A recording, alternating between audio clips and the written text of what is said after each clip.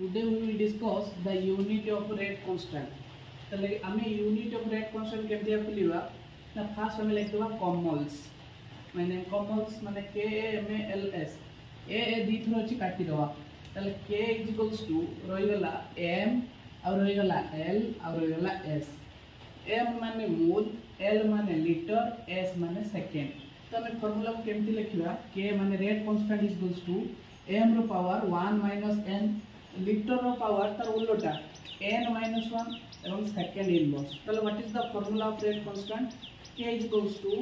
m माने mole to the power 1 minus n litre to the power n minus 1 second inverse example जदी कहला गुटे zero order ताले तार unit केमती खुलिया ना जीरो ऑर्डर माने n लो वैल्यू हैला जीरो ताले फॉर्मूला में पकेबा k is equals to m power 1 minus n ए n जगह पकेबा zero l to the power 0 minus 1 second inverse ताले m 1 minus 0 माने 1 l 0 minus 1 माने -1 सेकेंड इनवर्स ताले what is the unit of rate constant of zero order reaction ना